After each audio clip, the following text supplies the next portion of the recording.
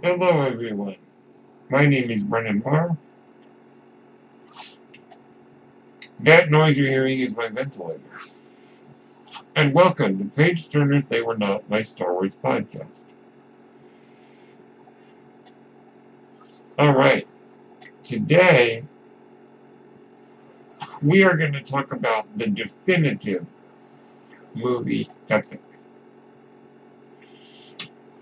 Everything that comes to mind when we say the word epic is contained in this film. We will also discuss how I believe it compares to Star Wars. Or rather, the Star Wars saga as a whole. That film is William Wyler's 1959 production of Ben-Hur, starring the incomparable Charlton Heston. Ben-Hur is an epic in every sense of the word, which is interesting because the director, William Wyler, was not known for epics. That was not his thing.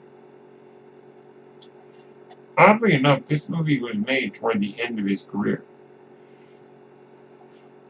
Kind of slowed down in the end there. So, suffice to say, he directed movies like Wuthering Heights, The Heiress, The Best Years of Our Lives, which, by the way, is very good.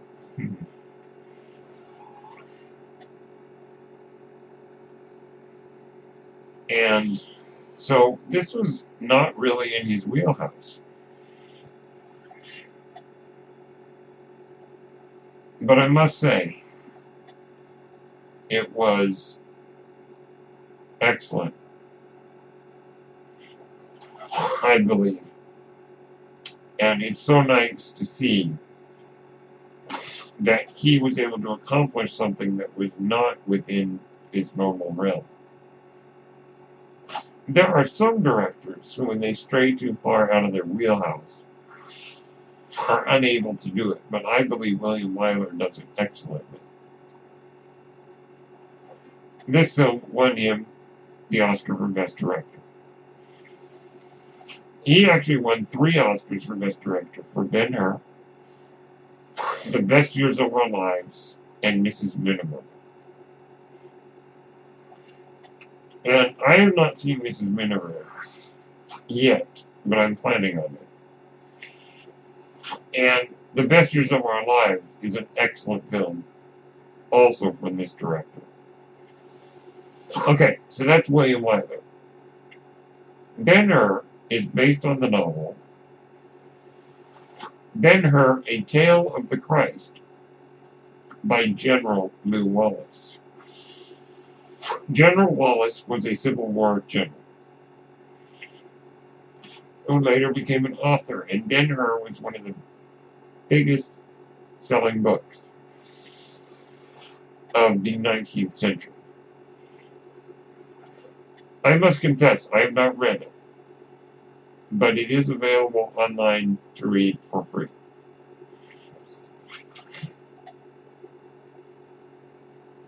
Now, furthermore, Ben-Hur is a religious epic.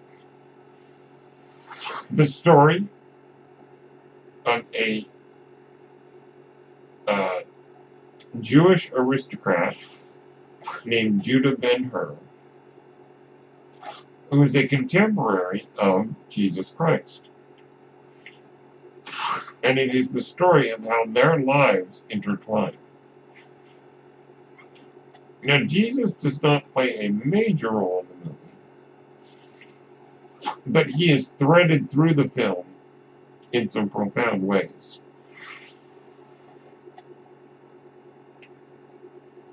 Now, I must admit that yes, this film is very overtly religious.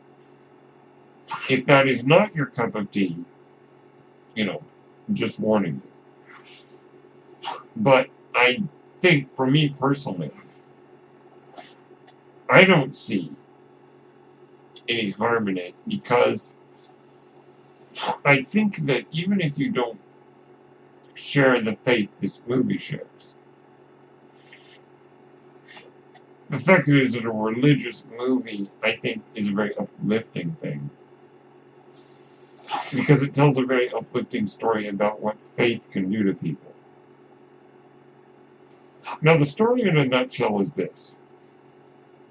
Judah Ben-Hur and his friend, Messala, they were friends from children. They were friends from when they were children. Kind of go their separate ways. Judah Ben-Hur is a Jew, and Messala is a Roman. And the relationships between those two groups is very rocky. Messala and Judah Ben-Hur have very different ideas about the world, and their friendship is tested, leading to some pretty dramatic things. Now, I don't want to give away too much if you have not seen this movie, but the spectacle, it's a great movie because I think on a big level, on an epic level, it delivers, but it also delivers on a more intimate level, with some great characters and great interpersonal relationships. Now, the most famous and most iconic moment in Ben-Hur is the great chariot race in Jerusalem, which is probably the most memorable sequence in the movie. And I've got to say, it is probably one of the best movie scenes ever. Excellent, excellent scene. And the fact that it is done with practical effects, as there are no computer effects. In fact, I don't even think there's any compositing shots. Now, obviously, the movie came out before computer effects. But compositing is an old-fashioned way of doing visual effects. I don't even think they do that.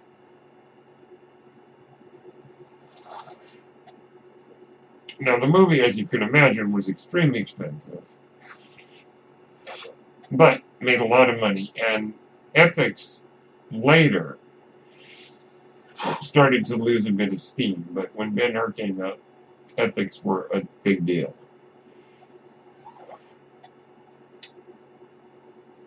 The size of the production is quite staggering. Thousands of extras and big battle scenes. There's even a sea battle scene that takes place, which is also a great highlight of the movie.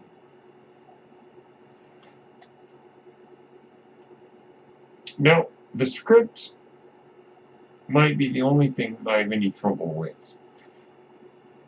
I think some of the dialogue is kind of hammy.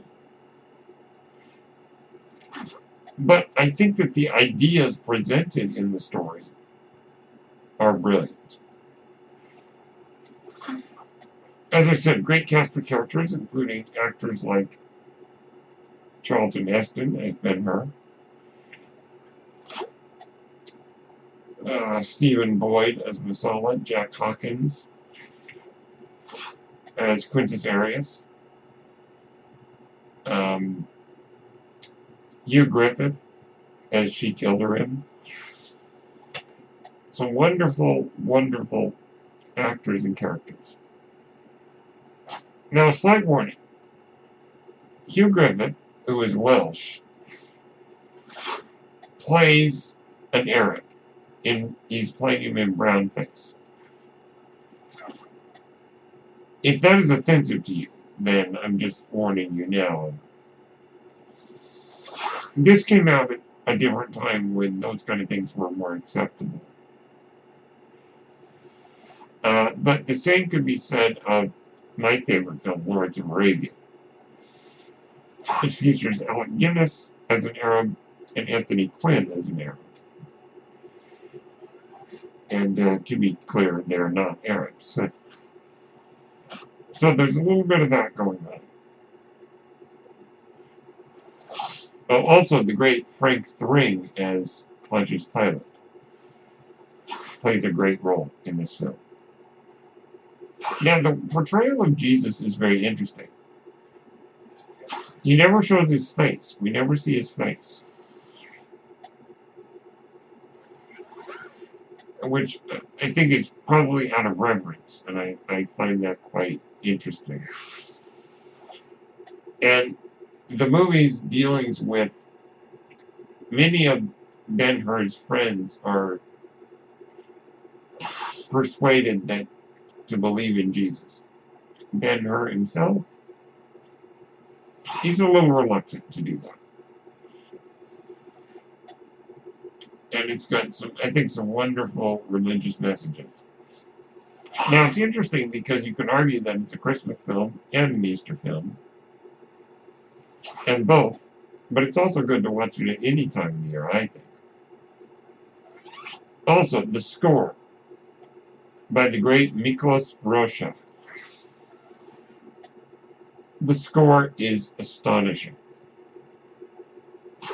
Big and bold and beautiful and very moving. I don't want to say too much about this film for fear of giving away anything. But if you have not seen Ben-Hur, I'd highly recommend it.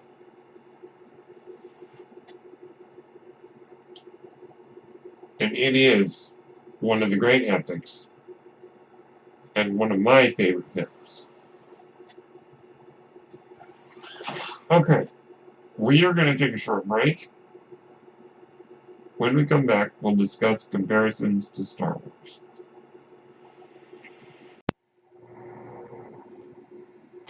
Hello there, this is Brennan Marr, host of Page Turners They Were Not, a Star Wars podcast. And I'm here to tell you about Anchor.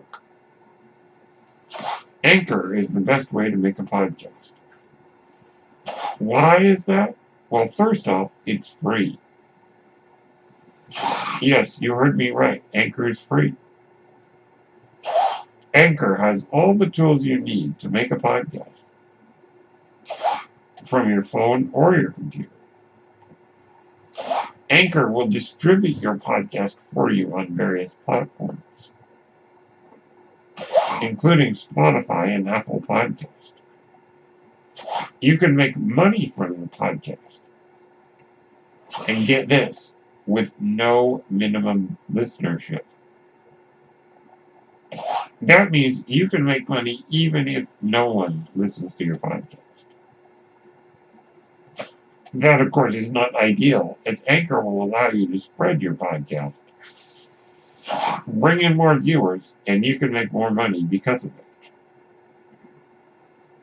Everything you need to make a podcast is in one place on Anchor. If you're interested, download the free Anchor app or go to anchor.fm to get started. Thank you, and may the Force be with you. Okay, we're back. All right, let us discuss comparisons to Star Wars. The most obvious comparison I see is the great chariot race scene. Compares to the pod race, the Boonta Eve classic, in Star Wars Episode 1, The Phantom Menace. Even down to the design of Sebulba's pod racer, being similar to Messala's chariot. And some of the occurrences in the race, including kind of how the pod race ends, or toward the end there, toward the finish line, is similar to the end of the race in Ben-Hur. Now, I don't want to get too much into the specifics. Needless to say, for me, that is the biggest comparison. Now, one thing that I should note really quick. So in Ben-Hur, Judah Ben-Hur becomes a great charioteer. He races to victory 5 times in the Great Circuit in Rome. Or Great Circus, as they call it. So he becomes quite proficient. Now, in The Phantom Menace, we learn that Anakin never finished a pod race. Without crashing every time. Okay. I'll just say really quick, I do believe that that moment was unnecessary in The Phantom Menace. Because I think the idea that he could win even though he had never actually won a race. Yeah, he has the Force, but I don't know. I find that one a little bit weird. And if they were trying to be comparable to Ben-Hur, yeah, Ben-Hur actually won like a lot of races. Anakin didn't until the Boon to Eve race. But I think maybe that's more of the... George Lucas likes his underdog stories. You know, he likes the idea of Ewoks or other things, the creatures that are creatures and people that you might underestimate and ultimately come through. Okay, so that to me is the biggest comparison between the two movies. Another one is that I see just in the saga is that the Roman Empire in Ben-Hur reminds me a lot of the Galactic Empire in the original Star Wars trilogy. And the First Order, you know, the very fascist. They're kind of having trouble with the locals. And also the fact that the way they do it in Ben-Hur follows the grand tradition of the bad guys speaking with British accents. All the Romans are like aristocrats, and they all have British accents. Of course, mostly because the actors are British. Okay. It seemed to be more of a hiring thing. And I think the same is true in the Star Wars universe, where the Imperials and the First Order members are very British. Mostly because the actors are British. Or, in the case of Donald Gleason as General Hux, Donald Gleason is Irish, but he's doing a stuffy British accent as General Hux. The irony is not lost on me. If Donald Gleason is Irish, I imagine his feelings toward the British, toward the English, are a little, you know. I think he enjoys putting on a stuffy British accent and playing this guy who's a major pain in the rear. And Ben-Hur follows the same design, having these British actors playing these real upper-class aristocratic Romans.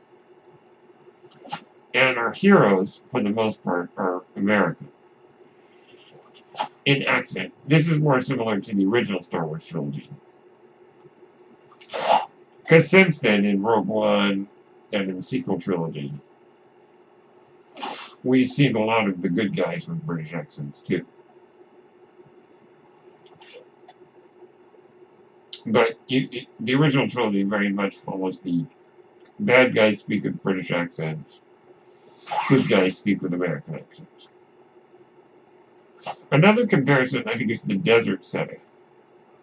The deserts of Tatooine, as seen in the original trilogy and the prequels, remind me a lot of the Holy Land, as seen in Ben-Hur. Also, another comparison is the religious element. Ben-Hur is a biblical/religious epic. Star Wars is a religious epic in many ways. Now, unlike Ben-Hur, George Lucas was able to create a religious concept that is more universal. That all people of all faiths can embrace the idea. But nonetheless, I think it is comparable to Ben-Hur in that there is a religious element. And I know that in Ben-Hur, the Romans are, how shall I put it? In a way, they kind of want to stamp out all this religious nonsense. They're not really doing that in much of the movie, but it's mentioned. The religious element of that part of the world is mentioned. Of the Romans being like, man, these Jews and their religion, man, this is crazy. But I get that sense that the Romans are like, man, we should stamp out this nonsense. Kind of like how the Empire stamped out the Jedi. I wanted to get rid of any faith in the Force. And very dismissive of it, like Monty being like, don't try and frighten us with your sorcerous ways, Lord Vader. Your sad devotion to that ancient religion, yada, yada, yada. So it's got that element. And Tarkin, by the way, now that I think about it, Governor Tarkin reminds me a bit of Governor Pontius Pilate. Stuffy, full of himself kind of guy. Though, admittedly, Pontius Pilate is portrayed in an interesting way in Ben-Hur. As kind of my mom called him basically a weasel. Government stooge, but there is an element of... There is a certain element of respectability about the character. In some fashion. But he's a multi-dimensional being. But unlike Tarkin, who's just kind of a bad guy, but they both give off that kind of vibe of the... There he is, his stuffy upper crust, there he is, So, you got all that. So really, the chariot race is the biggest comparison. Other comparisons that I see are a bit more minor. Now, I do believe that the chariot racing was deliberately inspired. Or should I say, the pod race was deliberately inspired by the chariot racing. Everything else is more just what I see. Though I believe I remember hearing an interview with Irving Kershner, the director of The Empire Strikes Back. He didn't mention Ben-Hur specifically, but he mentioned the whole, how it is in the old movies, the bad guys have British accents, the good guys have American accents, we're going to do the same thing in The Empire Strikes Back. Or we did the same thing. So, there's a little bit of a direct line there. But I think all the other comparisons I see are more just what I sense. But nonetheless, the comparisons are there. And if you see these movies, by all means, please let me know what comparisons you see. So those are my thoughts on Ben-Hur and Star Wars. Ben-Hur is an excellent film that really conveys what an epic should be, where it is both large and bombastic, but also small and intimate. And I think William Wyler was the perfect director for such a project. Even though he was an unlikely choice.